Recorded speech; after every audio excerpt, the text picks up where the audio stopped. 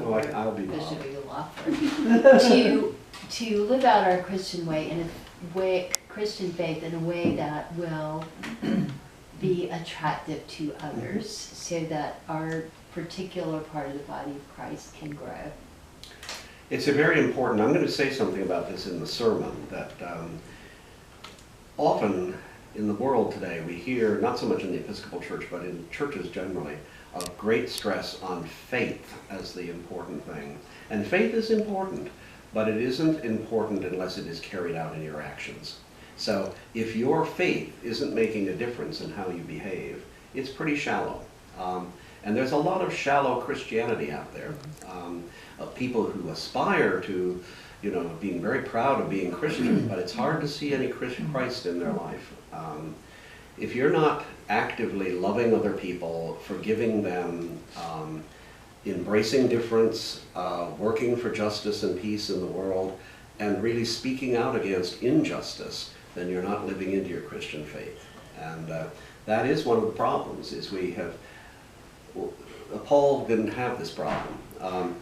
Paul's problem was that the church was being persecuted. That turned out to be a blessing in disguise, because the only people who bothered being Christians were really serious about living the Christian life. Otherwise, it wasn't easy to be a Christian. I mean, in fact, it might cost you your life, and in many periods of that time, it did cost people their lives because they stood up for their faith. But the power, you know, we've been reading the book of Acts in the season of Easter time, and that's a wonderful book to remind us that it wasn't by the power of their orthodoxy, because orthodoxy actually hadn't come into being, didn't come into being until the 3rd and 4th centuries, what we would understand as Orthodox Christian faith. People were widely divided in their beliefs in the ancient church, but what was the uniting thing was their orthopraxy, their right behavior.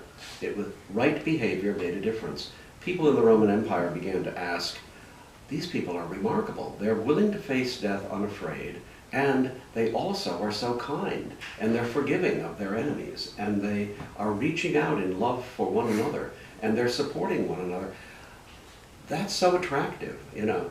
I'm not getting much out of my paganism. You know, I go to the temple and I worship and I offer the idols food and drink offerings and things, but I'm not feeling very satisfied. But these Christians, they have something. They really have something special, and that special was their behavior. It was different, and people thought, I want to have that same kind of joy. You know, how can you face death in joy? How can you go singing into the Colosseum, you know, singing hymns as you're about to be torn apart by wild beasts? How can you show love to people who aren't of your same social class? This was very important. Social class was very important in the Roman Empire. Family was very important in the Roman Empire. Christians took these things more lightly. They were less involved with their families, and they were less involved with their social stratus. And that was very appealing for a lot of people, and so a lot of people were converted.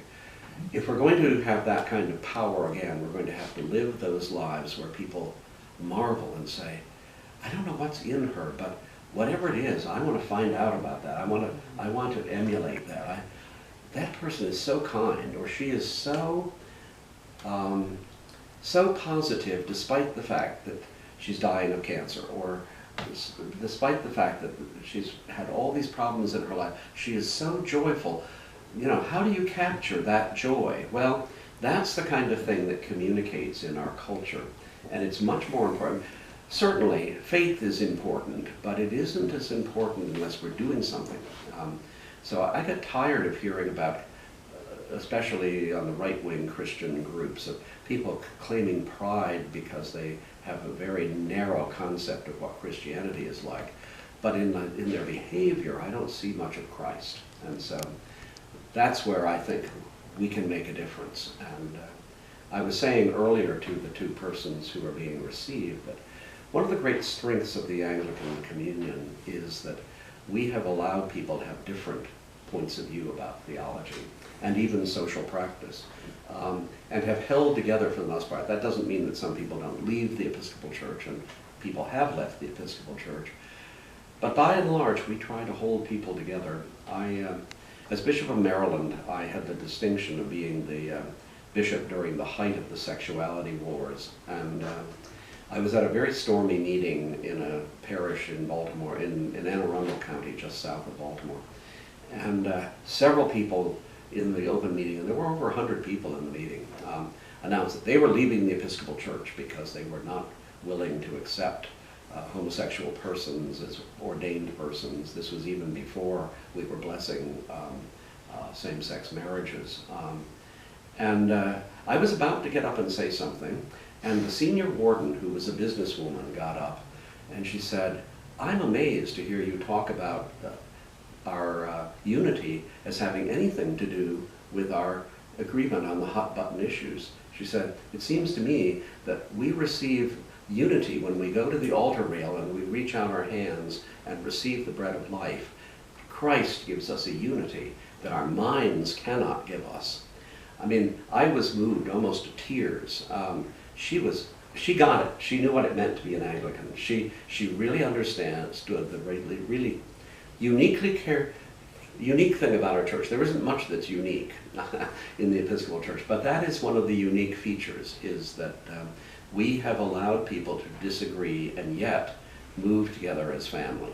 And I'm sure that's true in this parish, that there are people who have very differing points of view politically, very different points of view on some of the hot button issues. But the important thing is keeping the family together and having a charity that allows you to accept the other person as a loved child of God, whether you agree with them or not. And so many Christian groups have a very strident view about belief. If you don't believe this, you can't be part of us. We haven't had that in our best moments. In our worst moments, we have had those kinds of attitudes. And so there have been attempts over the 500 years that Anglicanism has been a separate church.